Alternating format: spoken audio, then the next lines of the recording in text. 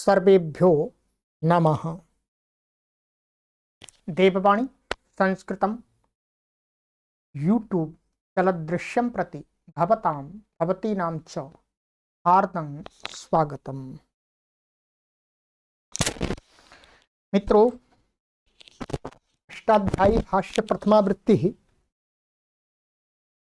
चतुर्थः अध्यायः तृतीयः पादः।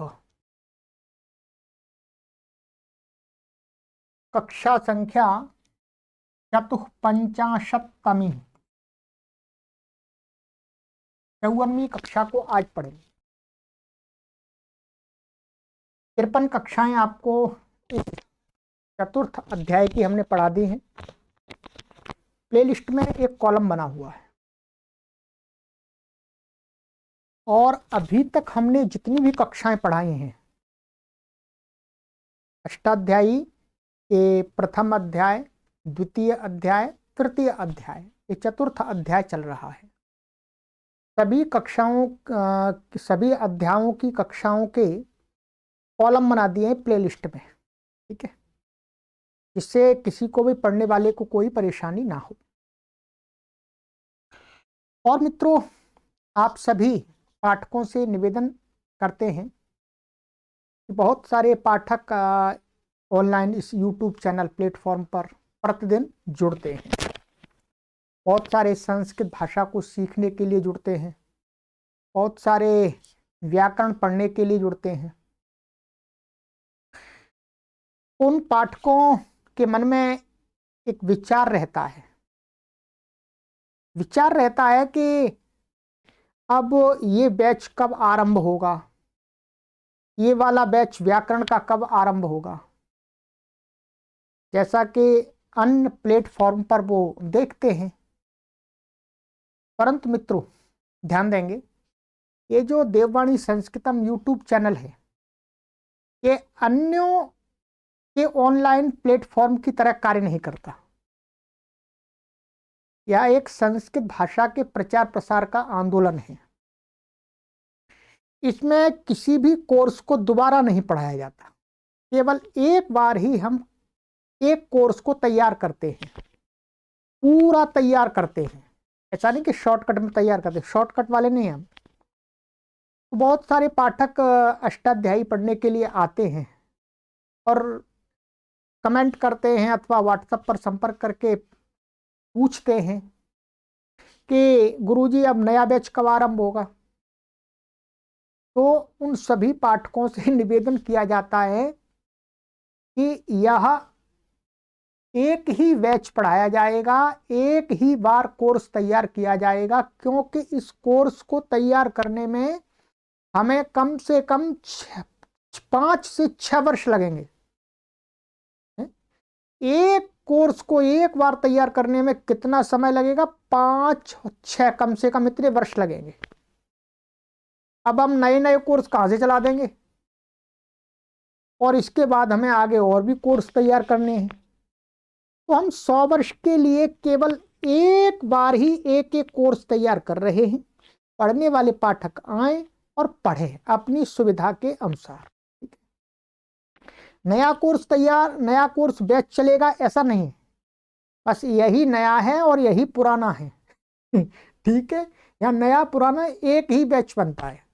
ठीक है, क्योंकि हमारा जो टारगेट है वो थोड़ा सा बड़ा है, क्योंकि हमें सभी व्याकरण के सभी ग्रंथों का कोर्स बनाना है। सभी ग्रंथों का कोर्स बनाने में कम से कम हमें 15 वर्ष लगेंगे। प्रतिदिन हम आपको 3 से 4 कक्षाएं देते हैं तब, क्योंकि इस कोर्स की प्रथमावृत्ति की ही लगभग कम से कम हमारी लगभग 2000 वीडियोज बनेंगी। अब 2000 वीडियोज का कोर्स कोई हर महीने तो नहीं आरंभ हो सकता, और हर महीने में 2000 वीडियो तो नहीं बन सकती। आप समझ सकते हैं 2000 वीडियो को बनाने में कितने वर्ष चाहिए, आप अनुमान लगा लीजिएगा।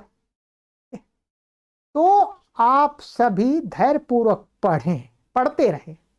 आज भी जो पाठक इस ऑनलाइन प्लेटफॉर्म पर जुड़े हैं वो शुरू से पढ़ें। कोर्स आपके लिए सब कुछ तैयार है, पहले से तैयार है।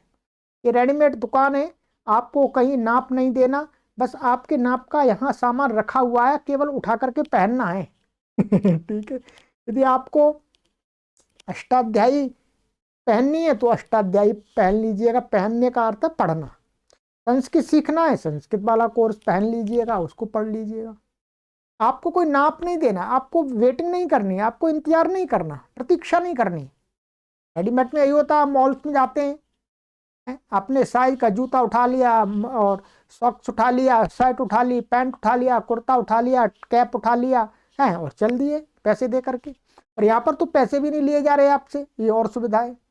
ठीक है, आपके साइज का यहाँ पर सामान तैयार है, बस आपको पहनना है, धारण करना है, पढ़ना है बस। ठीक है, चलिएगा। और भी अधिक जानकारी आप यदि लेना चाहते हैं तो इन व्हाट्सएप नंबरों पर ले लीजिएगा। चलिएगा मित्रों, तो कक्षा का आरंभ करते हैं। गत कक्षा में हमने आपको यहां तक पढ़ा दिया था।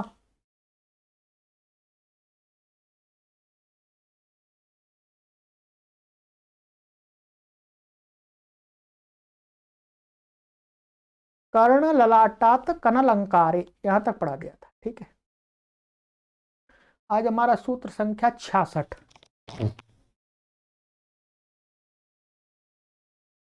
अच्छा,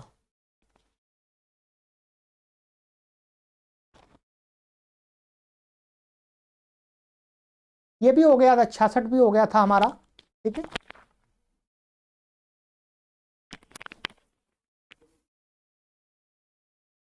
चलिएगा, ये भी हो गया था 66वां सूत्र। अब इसके आगे का सूत्र है हमारा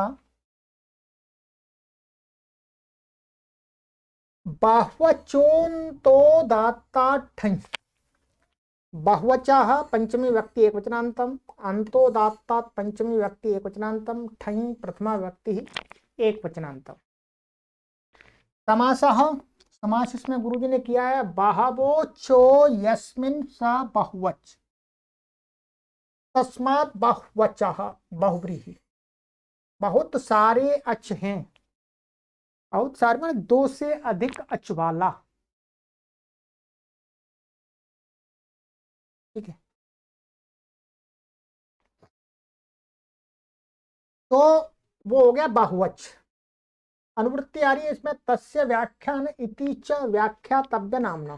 ठीक है, तत्र भवः शेषे तदिता ज्ञाप्रातिपदिकात् प्रत्ययः परश्च, इतने पदों की अनुवृत्ति आ रही है। अर्थः बहुवचो तो दात्तात् व्याख्यातव्य नामनः प्रातिपदिकात् भव व्याख्यानयोरर्थयोः ठञ् प्रत्ययो भवति। कहते हैं बहुत अचवाला कोई प्रातिपदिक हो और अंत उदात्त होना चाहिए, उसका जो अंतिम अच है वो उदात्त होना चाहिए, और व्याख्या तब और व्याख्या करने के योग्य होना चाहिए। तो ऐसे प्रातिपदिक से भव और व्याख्यान अर्थ में ठई प्रत्यय हो जाता है। ऊपर वाले सूत्र का अपवाद है बस, वो अण कर रहा था तो ये ठई कर रहा है। तो उदाहरण शत्वणत्वयोः व्याख्यानम शात्वणत्विकम अथवा शत्वणत्वयोः भवम शात्वणत्विकम वार्तिकिकम।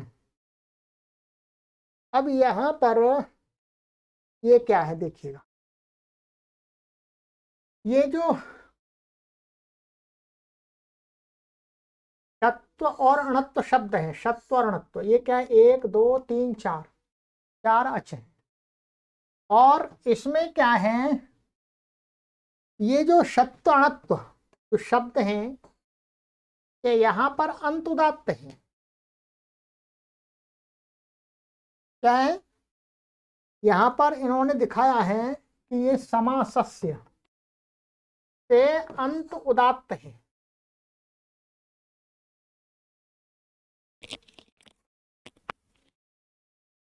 तो इससे क्या है, शत्व और अणत्व अंत उदात्त हैं, और शत्व माने शकार और अणत्व माने अकर्णकार, इन दोनों का विषय है बताना।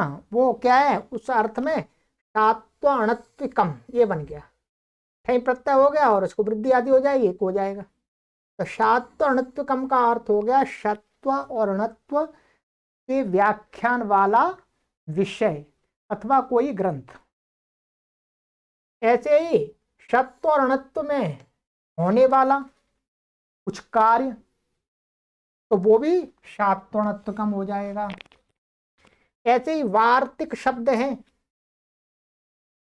क्या है वार्तिक, तो वार्तिक शब्द क्या है, ये प्रत्यय स्वर से अंत उदात्त है। क्या है वार्तिक शब्द, प्रत्यय स्वर से अंत उदात्त है।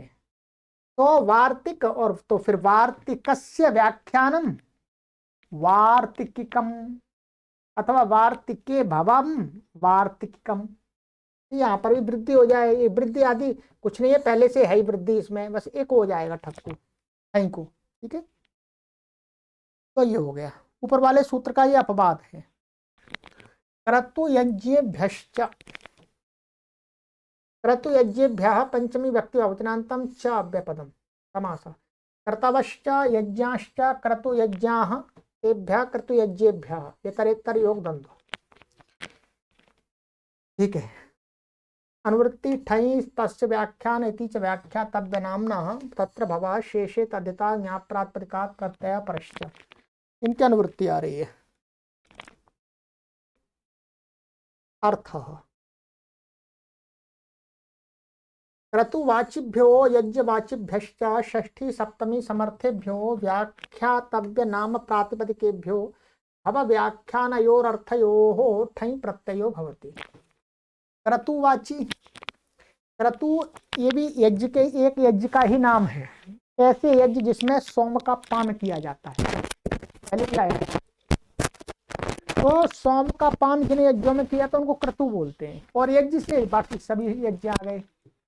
तो क्रतुवाची और यज्ञवाची जो षष्ठी समर्थ और सप्तमी समर्थ है, उनसे व्याख्यातव्य नाम वाची प्रातिपदिकों से व्याख्यान करने योग्य, उनसे भव और व्याख्यान अर्थ में ठई प्रत्यय होता है। ये भी तस्य व्याख्यान व्याख्यातव्य नामना का अपवाद है। तो क्रतुभ्यः उसका अपवाद है, और तत्र भवा का भी अपवाद है।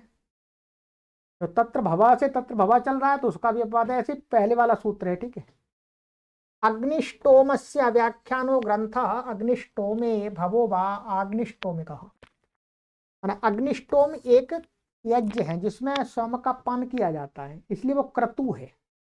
तो उसका उस अग्निष्टोम यज्ञ के व्याख्यान जो ग्रंथ है वो क्या हो जाएगा, अग्निष्टोम का, अथवा अग्निष्टोम में होने वाला कोई कार्य कृत्य वो भी अग्निष्टोम का हो जाएगा। वृद्धि हो जाएगी आदि एच को, और ठा को एक होकर के बन जाएगा।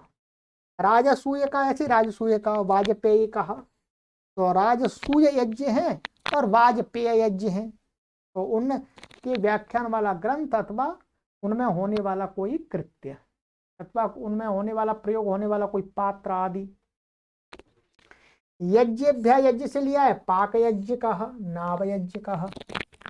तो ये है आपका पाक यज्ञ, माने पकाए कुछ पके हुए पकाने का कार्य किया जाता है इस यज्ञ में। ठीक है, और नाभ यज्ञ का ये क्या है, नभ, नभ, नभ का अर्थ होता है यहाँ पर जो जब फसल होती है,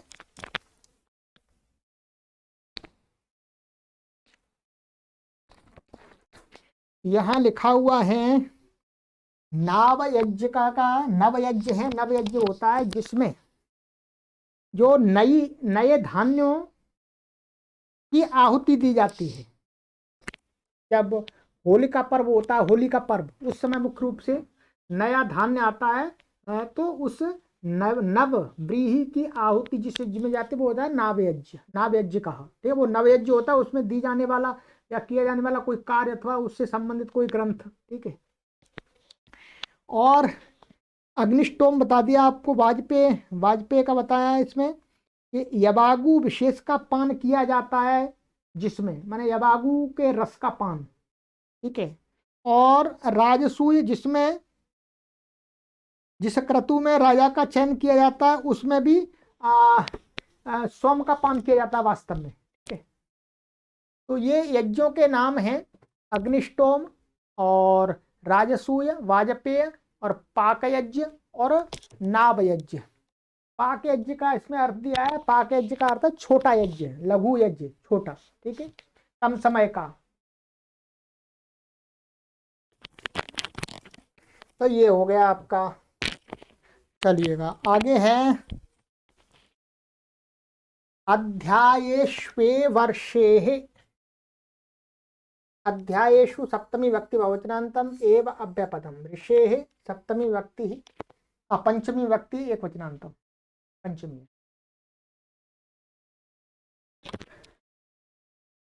अनुवृत्ति इसमें आ रही है ठई तस्य व्याख्यान इति च व्याख्यातव्य नाम्नः तत्र भवा शेषे तद्धिताः यहाँ प्रातिपदिकात् प्रत्यय परश्च। इन पदों की अनुवृत्ति आ रही है। अर्थः षष्ठी सप्तमी समर्थेभ्यो व्याख्यातव्य नामभ्य ऋषिवाचिभ्य प्रातिपदिकेभ्यो भाव व्याख्यानयोरर्थयोः अध्यायेष्वेवाभिधेयेषु ठञ् प्रत्ययो भवति। कहते हैं षष्ठी और सप्तमी समर्थक जो व्याख्या के योग्य ऋषिवाची प्रातिपदिक, ऋषिवाची में ऋषियों के नाम वाची, उनसे भव और व्याख्यान अर्थ में क्या है अध्याय को कहना हो। अध्याय माने भव और व्याख्यान वो क्या होने चाहिए अध्याय होने चाहिए, तो ठई प्रत्यय हो जाता है। उदाहरण दिया है वशिष्ठस्य ग्रंथस्य व्याख्यानः अथवा वशिष्ठे ग्रंथे भवो वा तत्र माने वशिष्ठे ग्रंथे भवो वा वासिष्ठिको अध्यायः मित्रिको अध्यायः। अब यहाँ पर ऋषिवाची शब्द है वशिष्ठ। वशिष्ठ कोई ऋषि हुए हैं, कोई क्या प्रसिद्ध ऋषि हुए हैं, तो वशिष्ठ ऋषि के द्वारा बनाया गया ग्रंथ है वो भी वशिष्ठ के सहचरित्र से वशिष्ठ ही नाम से जाना जाता है। वशिष्ठ का तो व्याख्यान क्या होगा, वशिष्ठ के जो ज्ञान वशिष्ठ का ज्ञान जिस ग्रंथ में है उसका व्याख्यान होगा। तो और उस व्याख्यान का जो अध्याय, तो कह रहे हैं वशिष्ठ, यहाँ पर लिखा हुआ वशिष्ठ के सहचरित्र से, वशिष्ठ ऋषि के सहचरित्र से उसका ग्रंथ लेना है। वशिष्ठस्य ग्रंथस्य व्याख्यान अथवा व्याख्यान क्या होना चाहिए अध्याय, अध्याय होना चाहिए। ऐसे ही वशिष्ठे ग्रंथे भवो अध्याय वाशिष्ठिको अध्याय। वशिष्ठ से ठई हो गया ये, और तो कुछ भी नहीं है, ग्रंथ को कहना होगा तभी होगा, तो वो अध्याय को, ग्रंथ को नहीं अध्याय को। तो वाशिष्ठिका वृद्धि हो गई है, अट्ठा को एक हो गया है।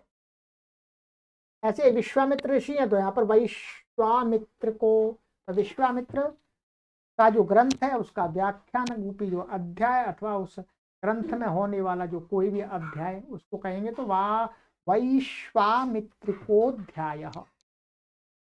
तो या गुरु जी ने यही बात नीचे लिख दी है, मैं बता देता हूँ आपको।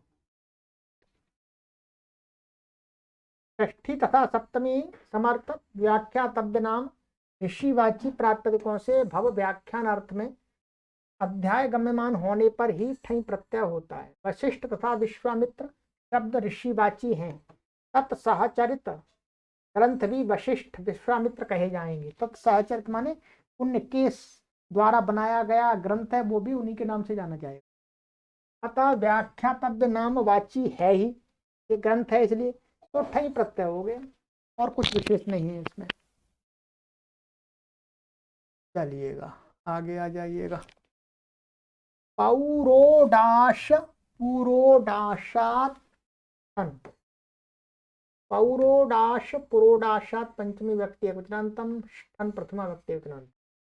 समासा पौरो इत्यत्र समाहारो द्वन्द्वः, समाहार द्वन्द्वः।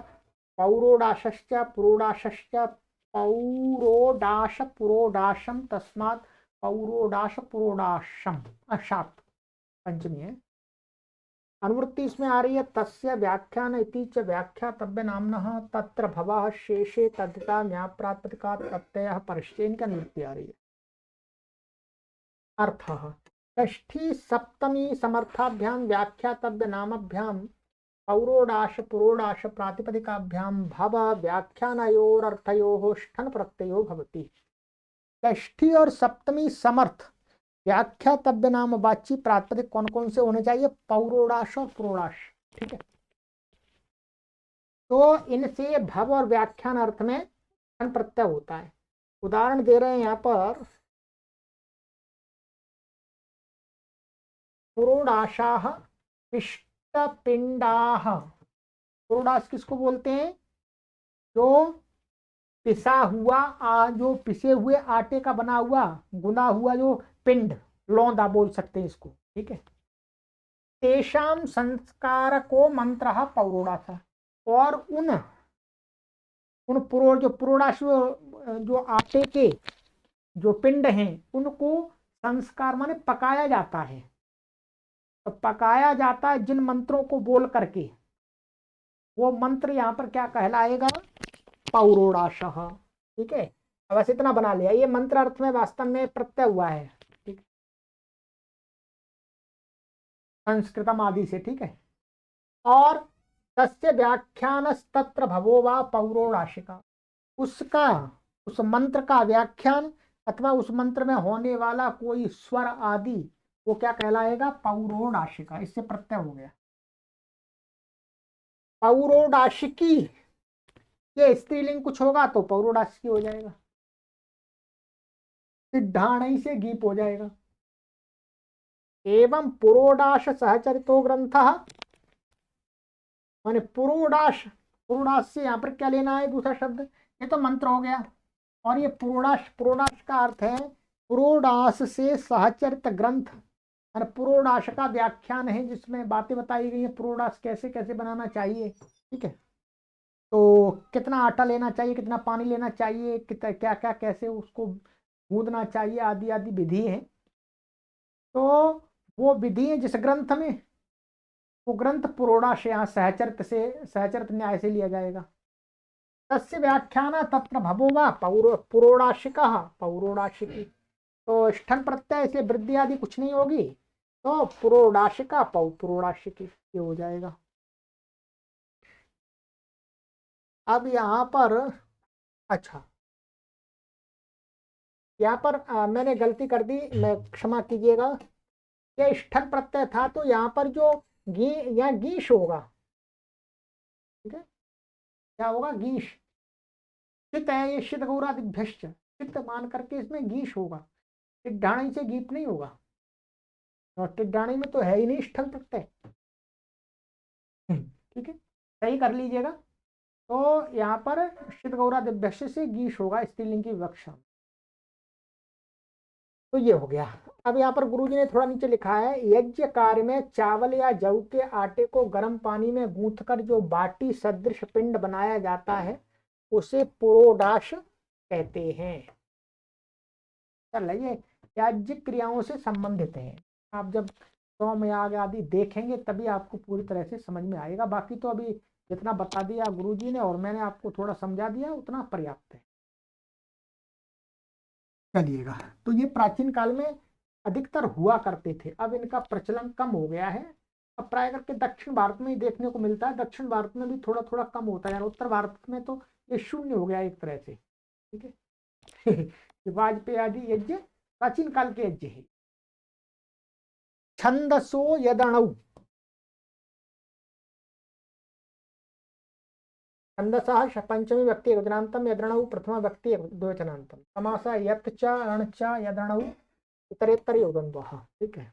अनुवृत्ति आ रही है, तस्य व्याख्यान इति च व्याख्यातव्य नामना तत्र भवा शेषे तदिता ज्ञाप्रातिपदिकात् प्रत्यय परश्च, इनकी अनुवृत्ति आ रही है। अर्थ, षष्ठी सप्तमी समर्थात् व्याख्यातव्य नामना छंदसः प्रातिपदिकात् भव व्याख्यानयोरर्थयोर यद अण इत्येतौ प्रत्ययौ भवता।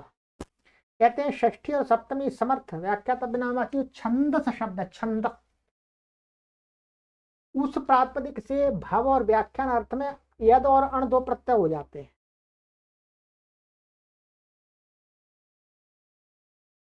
उदाहरण, छंदसः व्याख्यानः तत्र भवो वा छंदसी भवो वा छंदस्याः छंदसः, ये यद प्रत्यय और छंदस्य बन गया और छंदस।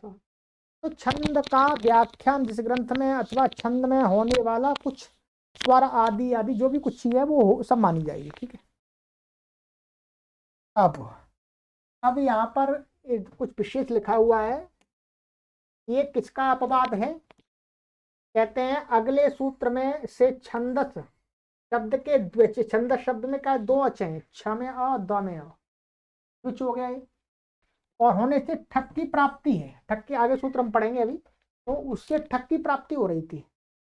तो उस ठक की प्राप्ति में ये विधान कर दिया कि छंद शब्द दो अच वाला होने पर उसको व्याख्यान और भावार्थ में यत और अण प्रत्यय होंगे। ठीक है, तो ये पुरस्तात अपवाद हो गया, माने अभी सूत्र बाद में कहा जाएगा विशेष प्रत्यय करने वाला। ठीक है, और ये उससे पहले उसका अपवाद बच गया,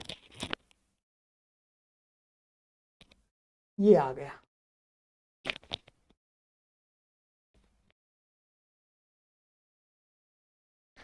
दिव्य जृद ब्राह्मणर्क प्रथमाध्वर पुरश्चरण नामाख्याताठक तद्व्यातात पंचमी व्यक्ति एकवचनांतम ठक प्रथमा व्यक्ति एकवचनांत। शॉर्टकट में जैसे लिखा है वैसा ही पढ़ दिया मैंने। समास, समास इसमें दिखाया गुरु जी ने, द्वौ अचौ यस्मिन सा द्व्यच बहुब्री, दो अच हैं जिस प्रातिपदिक में, वो प्रातिपदिक कैसा माना जाएगा, द्व्यच। द्व्यच ऋक्च ब्राह्मणश्च ऋक्च प्रथमश्च अध्वरश्च पुरश्चरणश्चरणञ्च और नाम च आख्यातञ्च जृद ब्राह्मणक प्रथमाध्वर पुरश्चरण नामाख्यातम तस्मात् नामाख्याता समाहारो द्वंद्व। पहले बहुब्री हो गया फिर समाहार द्वंद्व। अनुवृत्ति इसके अंदर आ रही है, तस्या व्याख्यान इति च व्याख्यातव्य नामना तत्र भवः शेषे तद्यता व्याप्रात्मिका प्रत्यय परश्च। इतने पदों की अनुवृत्ति आ रही है। अर्थ षष्ठी सप्तमी समर्थेभ्यो व्याख्यातव्य नामभ्यो द्व्यच रित, रित का अर्थ है ह्रस्व ऋकारांत, ध्यान देंगे, रित, रित का अर्थ क्या है, ह्रस्व ऋकारांत, अपरकरण किया गया है। ब्राह्मण ऋक प्रथम अध्वर पुरश्चरण नाम आख्यात इत्येतेभ्यः प्रातिपदिकेभ्यो भाव व्याख्यानयोः अर्थयोः ठक प्रत्ययो भवति। अब ये क्या है, तस्य व्याख्यान इति व्याख्यातव्य नामना और तत्र भवा का ये अपवाद है। ठीक है, उसका अपवाद है, उससे अण प्राप्त हो रहा था, इसने कर दिया ठक। तो ये है, बस इतना ही है। तो षष्ठी समास सप्तमी समर्थ व्याख्यातव्य नाम वाची दो अच वाले और ऋकारांत, और ब्राह्मण ऋक प्रथम अध्वर पुरश्चरण नाम आख्यात, इन प्रातिपदिकों से भव और व्याख्यानार्थ में ठक प्रत्यय होता है। उदाहरण ले लीजिएगा, द्व्यचः का दो अच का, वेदस्य व्याख्यानो ग्रंथः तत्र भवो वा वैदिकः। वेद शब्द कैसा है, दो अच वाला है।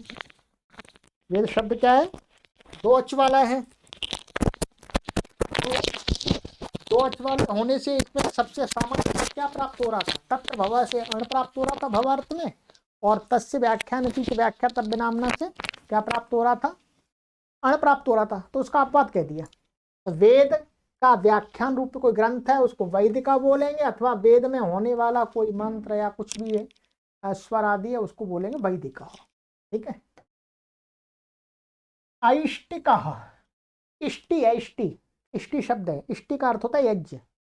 तो इष्टे है व्याख्यानो ग्रंथ ऐष्टिक, अथवा इष्टौ भवम भवः ऐष्टिक। तो आदि इसको वृद्धि हो जाएगी यहाँ पर भी, और यहाँ पर भी वृद्धि हो गई है, और एक हो जाएगा, बाकी कुछ भी नहीं है। ऋकारांतेभ्य के लिए पांच होत्रिका, तो पंचहोत्री शब्द है, ये ह्रस्व ऋकारांत है, तो पांच होत्रिका बन गया।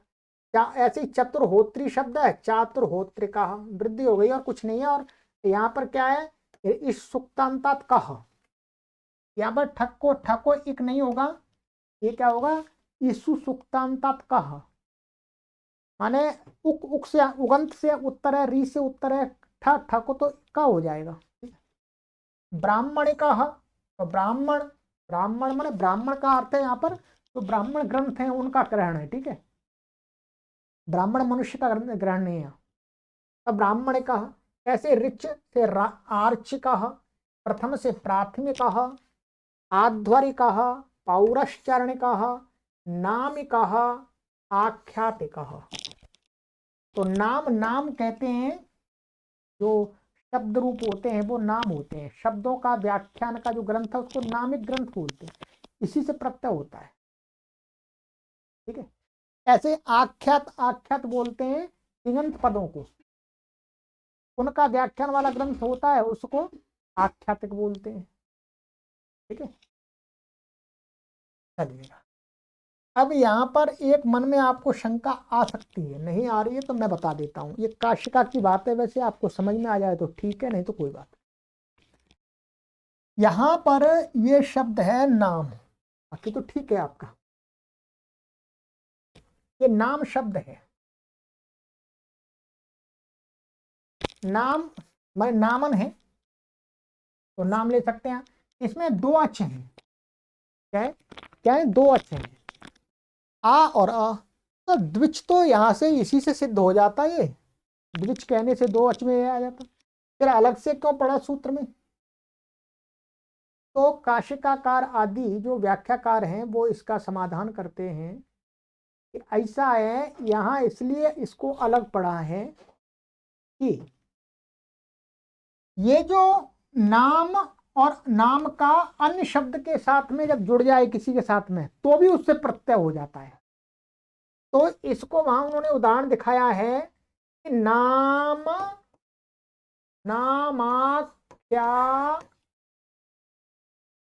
कहा, ऐसा भी उदाहरण दिया है। नाम और आख्यात का जब समास हो जाएगा तो भी इसी सूत्र से प्रत्यय हो जाएगा। ये विशेष लाभ बताने के लिए महर्षि पाणिनि ने यहाँ पर नाम शब्द को अलग से पढ़ा है। नाम शब्द दूसरे के साथ में भी आ जाता है? बहुत अच्छ वाला बन जाता है। अब यहाँ पर बहुत अच्छ वाला बन गया है ना, आ, ख्या और त, तो भी उससे प्रत्यय हो जाता है। ये इसका इसलिए अलग पढ़ा है महर्षि पाणिनि ने, ये उन्होंने समाधान निकाला है। अब ये समाधान आपको समझ में आएगा तो अच्छी बात है, नहीं समझ में आया तो कोई बात नहीं है। ठीक है, आकाश का समझ में आ जाएगा। चलिएगा,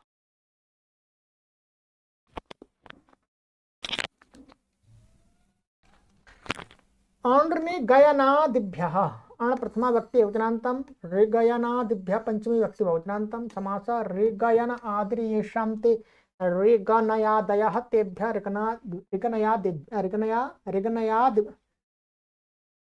ऋगनयादिभ्यः, ऐसा होगा। ऋगयनादिभ्यः।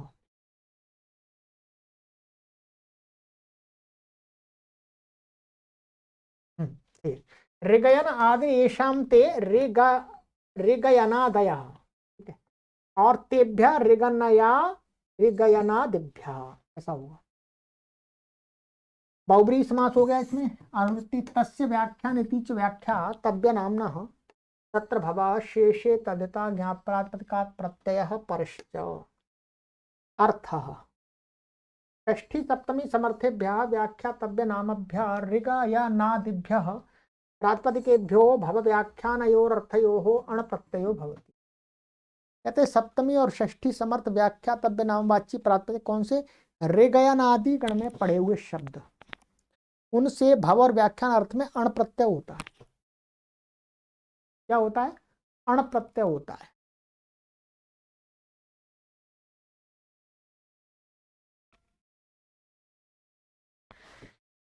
तो कह रहे हैं ऋगयनस्य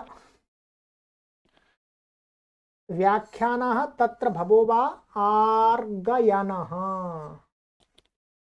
और पाद व्याख्यानः, तो पद व्याख्यान शब्द है यहां पर। ठीक है, इसमें क्या था, ये अण तो वैसे ही औत्सर्ग कण प्राप्त हो रहा था, परंतु ये क्या है, बहुत अच वाले शब्द हैं और समस्त पद हैं, तो अंत उदात्त इनको प्राप्त था। क्या प्राप्त था? अंत उदात्त।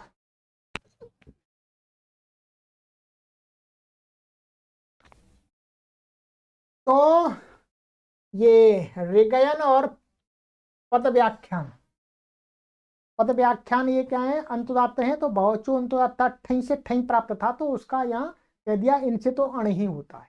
ठीक है, चलिएगा अब आ गया हमारा तत आगतः। अब एक नया अर्थ आरंभ हो गया। तस्य व्याख्यान इति च व्याख्यातव्य नामनः, और तत्र भवः खत्म हो गए, समाप्त हो गए वहां तक। अब नया अर्थ है ततः आगतः। ततः अव्यपदम, आगतः प्रथमा व्यक्ति वचनांतम। अनुवृत्ति शेषे तदिता ज्ञाप्रातिपदिका प्रत्यय परश्च, इनकी अनुवृत्ति है। अर्थ पंचमी समर्थात् प्रातिपदिकाद् आगत इत्येतस्मिन् अर्थे यथा विहितं प्रत्ययो भवति। पंचमी समर्थ प्रातिपदिकों से आगत माने आया हुआ, इस अर्थ में यथाविध प्रत्यय होता है। ना, जो यथाविध का अर्थ है प्रागदीपतोड़ से अण आ जाएगा, अथवा शेष्य के अधिकार में जो किसी शब्द से विशेष प्रत्यय का है वो हो जाएगा। तो श्रुघ्नाद आगता सौघ्न, श्रुघ्न देश से आया हुआ कोई व्यक्ति या वस्तु तो श्रौघ्न। मथुराया आगता, माथुरा, मथुरा से आई हुई कोई वस्तु या कोई व्यक्ति माथुरा। ऐसे राष्ट्रीय, तो यहाँ पर राष्ट्रीय से राष्ट्राद आगता, राष्ट्रीय, राष्ट्राद वार पाराद घखौ से घ प्रत्यय हो गया है, तो वही है सामान्य। ये एक शैक्षिक अर्थ है तथा आगत। चलिएगा यहां से आगता की अनुवृत्ति चलेगी 4-3-82 तक, तथा की चलेगी 4-3-84 तक। चलिएगा ठगाय स्थानेभ्यः, ठक प्रथमा व्यक्ति एकवचनांतम, आय स्थानेभ्यः पंचमी व्यक्ति बहुवचनांतम। अनुवृत्ति तथा आगता शेषे तद्यता या प्रातिपदिकात् प्रत्यय परश्च। ठीक है, अर्थ पंचमी समर्थेभ्यः आय स्थान वाचिभ्यः प्रातिपदिकेभ्यः आगत इत्येतस्मिन् अर्थे ठक प्रत्ययो भवति। कह रहे हैं कि पंचमी समर्थ प्रातिपदिक, और वो कैसा होना चाहिए, आय के स्थान को कहने वाला होना चाहिए। आय माने जहां से कमाई होती है टैक्स। ऐसे प्रात्यय आगता माने आगता, इस अर्थ में ठक प्रत्यय होता है। ऊपर वाले सूत्र का यह अपवाद है, तथा आगता का अपवाद है। तो कहते हैं आय इति स्वामी ग्राह्यो भागा उच्यते, माने आय किसको बोलते हैं, जो राजा लोग होते थे पहले, तो वो कर लेते थे, तो स्वामी को देने वाला जो भाग होता है, 100 रुपए में 1 रुपया देना है, आज भी टैक्स चलता है, सरकार को जाता है, सरकार स्वामी है, तो उसी को आय बोला गया है। यहाँ पर कमाई को नहीं कहा गया। ठीक है, कमाई में से जो टैक्स लगता है उसको कहा गया है। यस्मिन् उत्पद्यते तथा आया स्थानम, और वो जिस स्थान से लिया जाता है, माने जहाँ टैक्स घर बनाए जाते हैं वहां से लिया जाता है, उस स्थान को क्या कहा जाता है, आय स्थान। तो शुल्क, ठीक है, आय स्थान। अब देखिए शुल्क शालाया आगतः शौल्कशालिकः आकरिकम। शुल्कशाला टैक्स घर, आयकर विभाग कह सकते हैं। तो उस आयकर विभाग में शुल्कशाला से आया हुआ जो धन आदि, या कोई वस्तु भी, कोई और भी हो सकता है, व्यक्ति भी हो सकता है, वो हो जाएगा शौल्क शालिका, वृद्धि हो जाएगी, और ये आपका ठक हो जाएगा। ऐसे ही आकरिका, तो आकर बोलते हैं फैक्ट्री को, जो खदानें होती हैं, तो खदानों से जो टैक्स आता है तो वो आकरिकम हो जाएगा। आकर आकरात आगतः, आकर, तो आकर क्या है, ये आय का स्थान है, वहां से आय होती है सरकार को अथवा राजाओं को, वहां से मिलता है। ठीक है,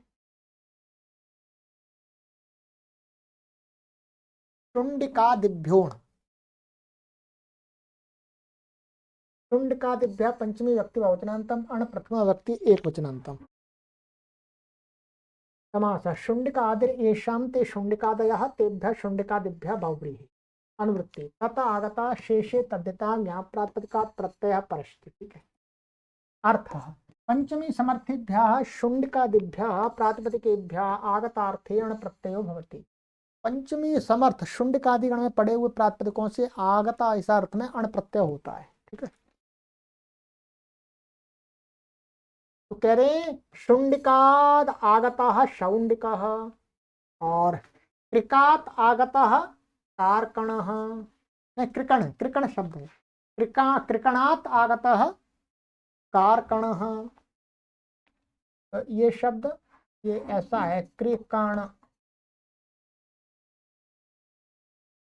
तो ये क्या है, ये शुंडिक और कृकण, ये भी ये जो आय स्थानवाची है, माने ये किसी को कहते हैं, किसको कहते हैं, ये इसमें लिखा हुआ है शुंडिक और कृकण।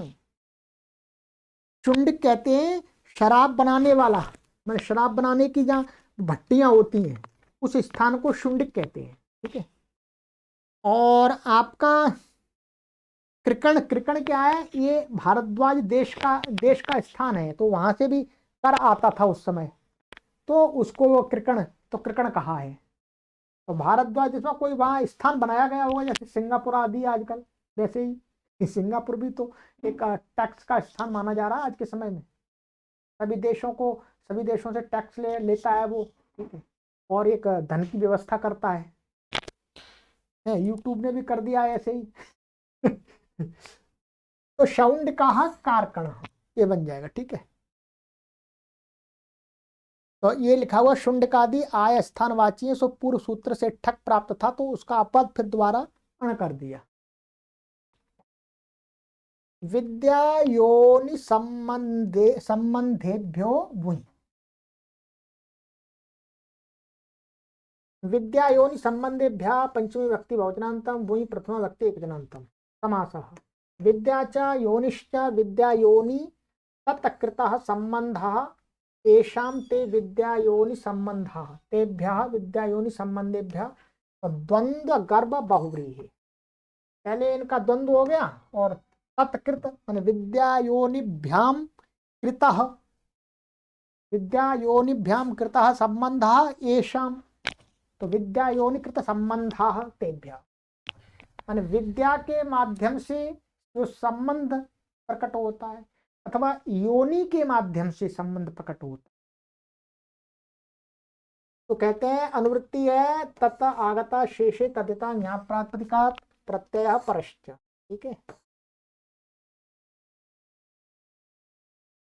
अर्थ पंचमी समर्थेभ्यो विद्याकृत संबंधेभ्यो योनिकृत संबंधेभ्यश्च प्रातिपदिकेभ्यः आगतार्थे बुञ् प्रत्ययो भवति। पंचमी समर्थ प्रातिपदिक कैसे, विद्याकृत संबंधेभ्यो, विद्या से किया गया संबंध को बताने वाले, अथवा योनि से निर्मित जो संबंध है उसको बताने वाले प्रातिपदिकों से आगत के अर्थ में बुञ प्रत्यय होता है, तथा आगता का अपवाद है। अब देखिए विद्याकृत कैसे होता है, समझ में आ जाएगा। विद्याकृत संबंधे व्यस्त दिखा रहे हैं, उपाध्यायाद आगतम औपाध्यायकम, उपाध्याय से आया हुआ जो ज्ञान, विद्या या ज्ञान, वो क्या है, औपाध्यायकम। अब जानिए यहां पर जो संबंध है उपाध्याय के साथ में, उपाध्याय के साथ में जो संबंध क्या है, विद्या संबंध, विद्या का ही संबंध है, उपाध्याय हम उसी को इसीलिए तो कहते हैं क्योंकि वो विद्या देते हैं हमको, तो विद्या से संबंध है। तो उपाध्याय से जो उपाध्याय शब्द है वो कैसा है, विद्याकृत संबंधवाची है। उपाध्याय हम इसलिए कह रहे हैं क्योंकि उनसे हमें विद्या प्राप्त होती है। तो उपाध्याय से आया हुआ ज्ञान आदि क्या है, औपाध्यायकम, वही हो गया। ऐसे शिष्यकम, शिष्य से प्राप्त, तो उपाध्याय मान गुरु और शिष्य का जो संबंध है, शिष्य शब्द का शिष्य जो शब्द है उसका संबंध किससे प्रकट होता है, विद्या से, क्योंकि गुरु से शिष्य का लेता है, विद्या लेता है।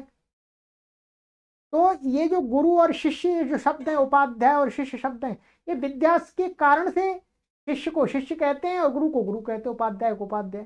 तो शिष्य शब्द भी कैसा है, विद्याकृत संबंधवाची है, इसलिए शिष्यात आगता शैष्यकम, शैष्यकम, ठीक है।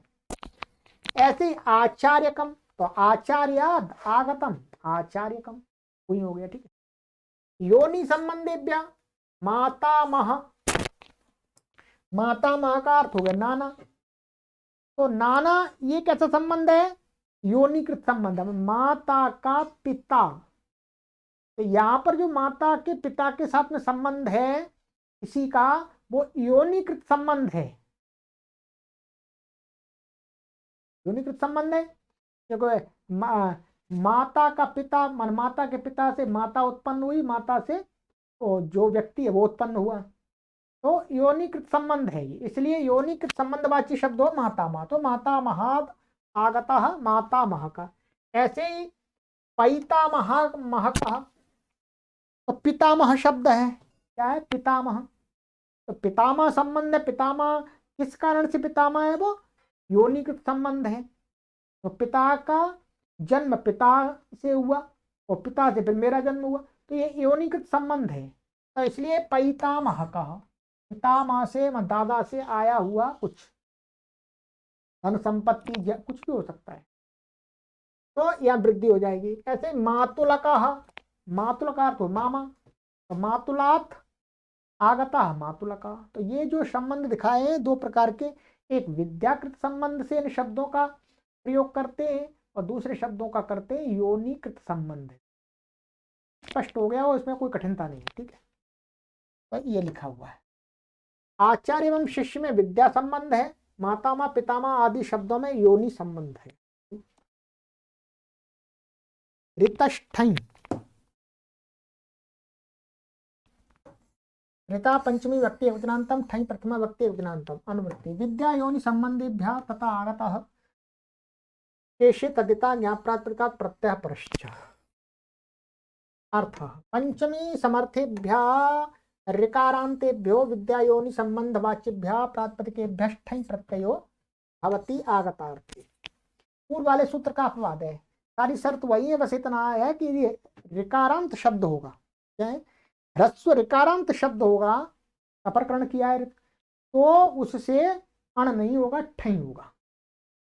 तो यहाँ पर विद्या संबंध वाची चलिए होतुरागता होत्रिकम, हौत्रिकम। तो होता, होता को भी एक ज्ञान विद्या से संबंधित माना गया है, ठीक है। होता एक जो यज्ञ आदि में क्रिया कराने वाला होता है, जो उसके बाद विशेष ज्ञान होता है वो पढ़ा हुआ होता है, ठीक।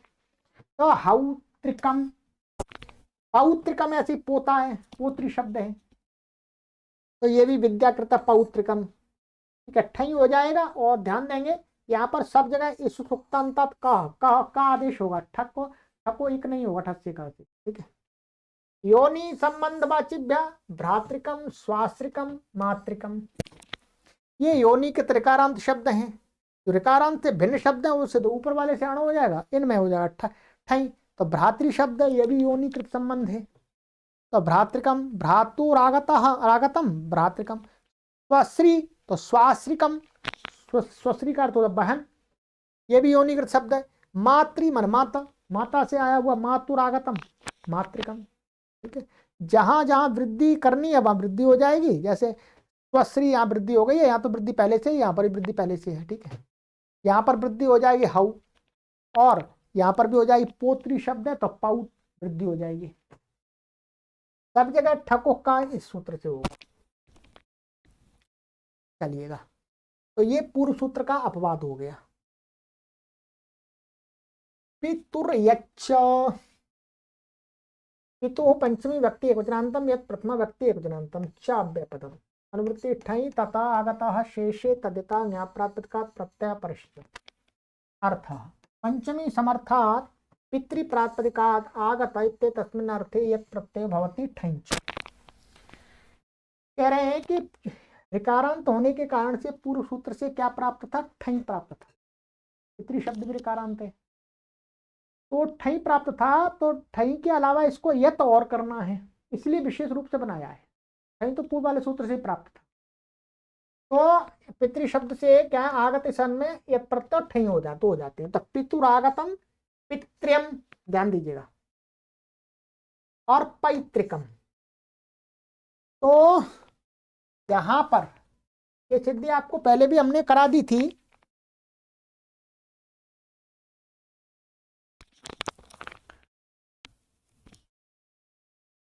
ये तो सामान्य है,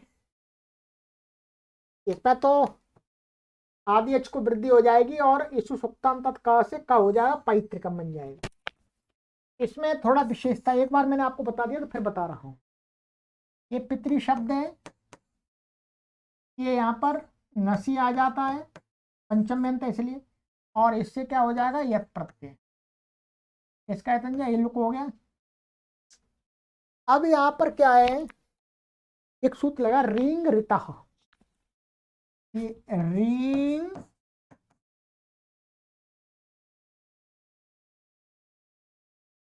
ऋता, ये 7वें अध्याय के चौथे पाद का है, ठीक है।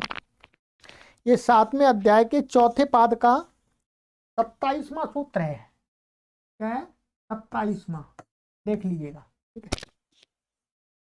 7 4 27, ये क्या रिंगता कहता है, ह्रस्व ऋकारांत अंग को रिंग आदेश हो जाता है, तो गिच से अंतिम री के स्थान में क्या हो जाता है, री के स्थान में ये हो जाता है रींग, इसकी संज्ञा हो जाती है, री बचता है।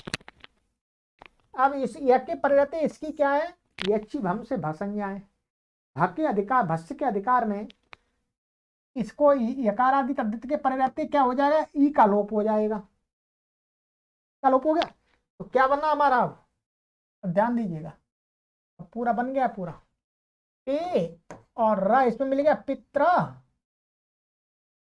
ये र हलंत है, और या मिला दीजिएगा और स्वावित्पत्ति करें पित्रम, ये बन गया। तो मुख्य रूप से ये सूत्र लगेगा और ये तीसरे से लोप हो, ठीक है। चलिए तो आज की कक्षा में इतने ही सूत्रों को पढ़ते हैं, समय भी हो गया है, और आगे का सूत्र है थोड़ा सा आगे, उसमें और भी सूत्र हमें दिखाने पड़ेंगे, तो इसलिए गोत्रादंकवत इसको आगे की कक्षा में पढ़ेंगे, ठीक है।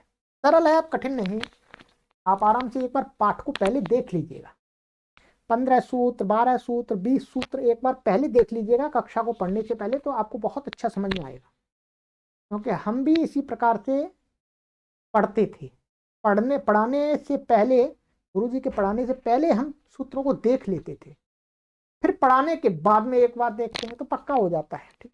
चलिए, सर्वेभ्यो नमः।